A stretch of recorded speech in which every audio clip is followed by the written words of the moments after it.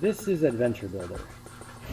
And if you go over here to New Game, you get a few quick cutscenes that don't entirely make sense, but they will the more you play the game.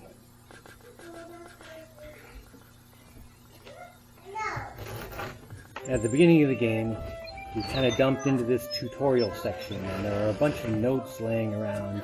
And if you read the notes, they'll tell you exactly how to build a robot and what buttons to push and how to do all this stuff, basically how to play the game. And it usually takes a new person maybe 10 or 15 minutes to learn from scratch how to build the first robot. But I obviously know how to do it, so I'm just going to do it. Make one of these, and not all the parts are down there. One of the notes tells you to come up here and get a part. We'll put that in there.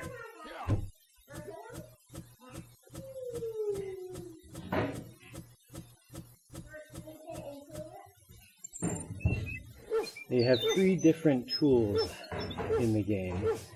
A hammer, a pry bar, and your hands. If you use your hands, you can pick things up and carry them around. The hammer hammers things together, and the pry bar takes things apart.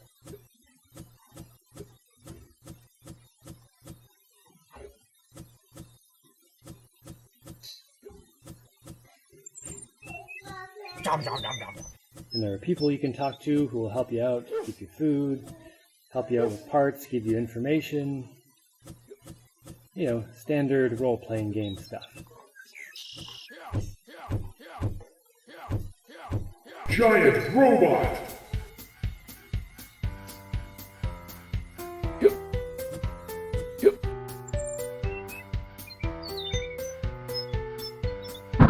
We're not going to go too far here. I don't want to give away too much of the game. So we'll just go down and talk to a few people real quick. Some of my favorite people. Bleethal. I love Bleethal. He has a major part in the game. As does Gruff, the junkyard guy. And this professor over at the technical school. He's important too. And there are lots of other characters.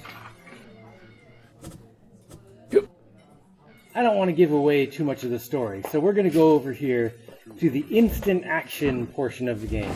And this is more of an arcade kind of thing, where all the building is taken out, you can't get in and out of your robot, you just start with a robot and you're blasting. And I originally made this map just to test how much stuff I could have in one map without the game crashing. So there are 200 robots and 200 hills, and you can run around and blast the robots and none of it crashes, everything works great, so I was really happy about that.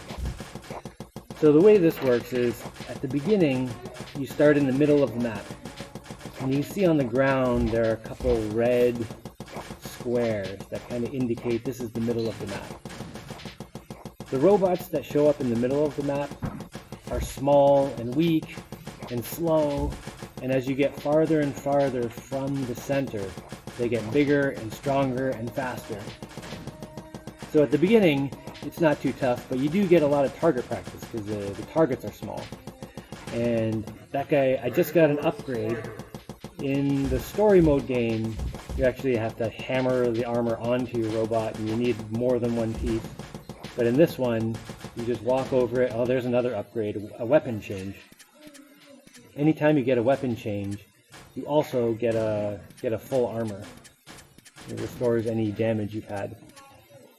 And every time you upgrade your robot, it doubles the amount of damage you can take, and it increases your field of view a little bit, and your robot is bigger and faster and does a lot more damage.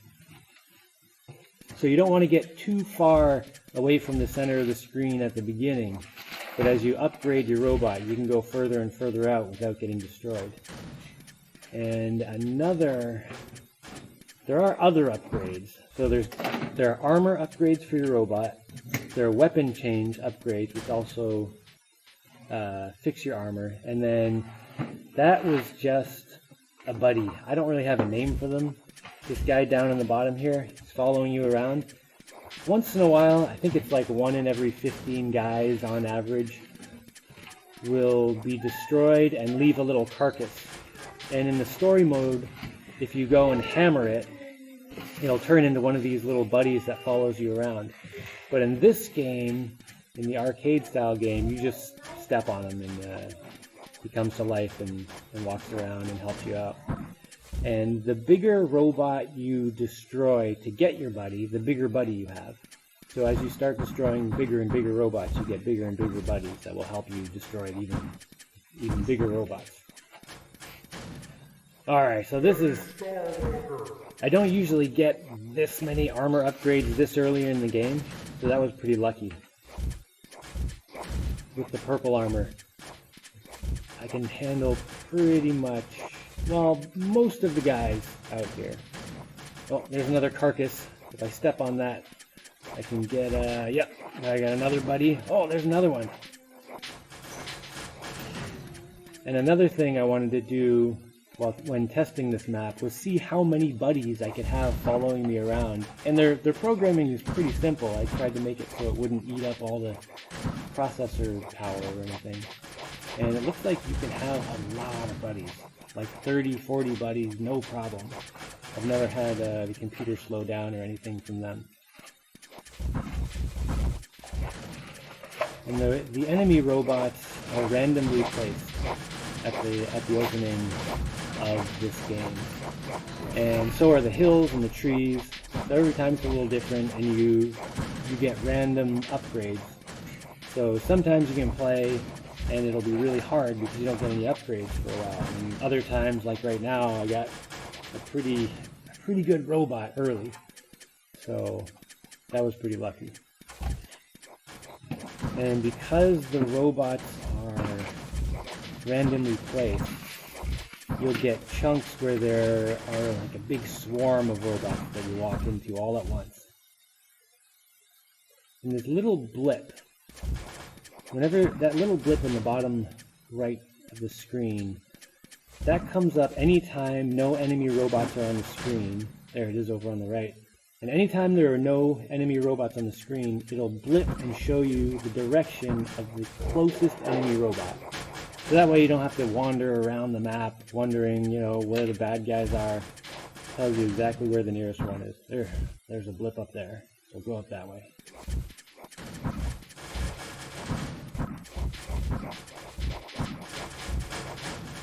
Oh, there's another armor upgrade. And this is the strongest robot.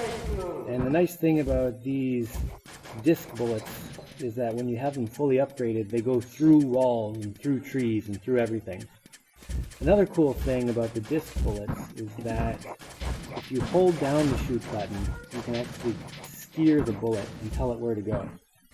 Or you can just tap the button and just fire a bunch straight, like rapid fire, except you have to actually tap it.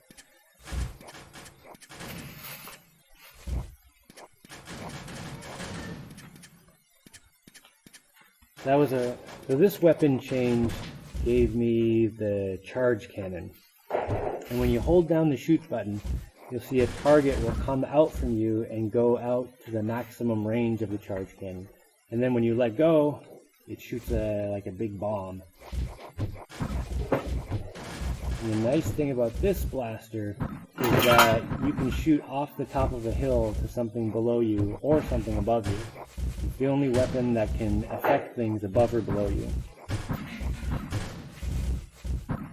If you stand up high enough, the enemy robots can't even tell you're there and you can just pummel them to pieces.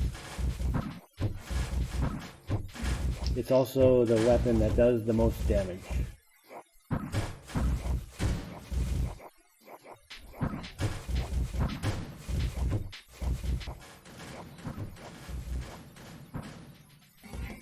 And this switches back to the javelins, the dart cannon. And when you have a fully upgraded robot, it shoots 3 bullets at a time. It's also rapid fire, making it the easiest of the weapons to use. So you just hold down the button and blast away. Another advantage of this weapon is that it shoots down enemy bullets, presuming the enemy bullet isn't that much bigger than yours. When you use the other weapons, if someone shoots at you, you have to jump over it. Except the charge cannon, that also destroys bullets. But with the discs, it doesn't destroy bullets. The enemy bullets go right through them, so you have to jump them. Although the discs hit a guy and continue on and hit another guy, so you can hit multiple guys with each disc.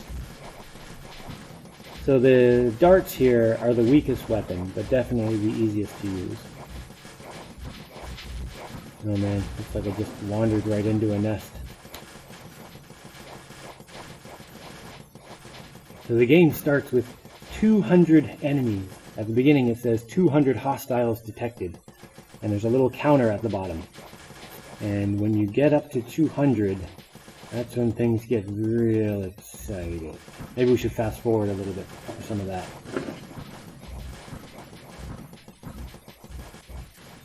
Okay, 140, 143,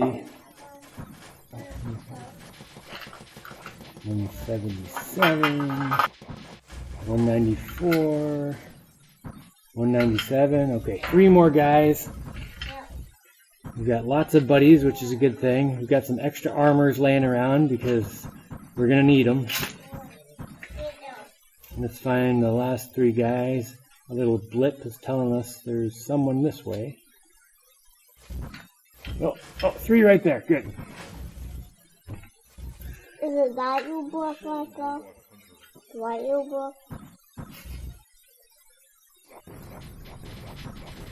What are our guys shooting at now? Oh man!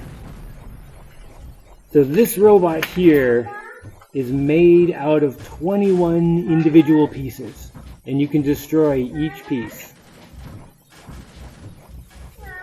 And it has a few different ways of attacking you.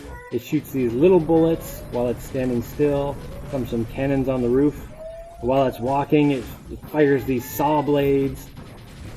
And if you stand on it, it shakes and jumps and kind of throws you off.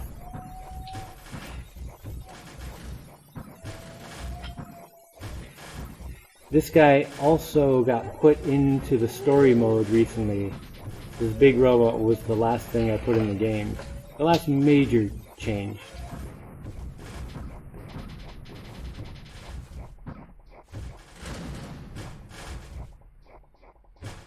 And as you start damaging parts more, they start smoking.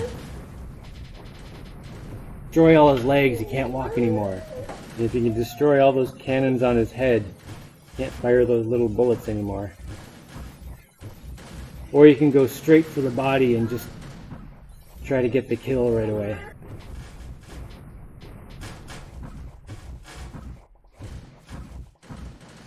Well, I don't want to give too much away, so I'm going to shut up.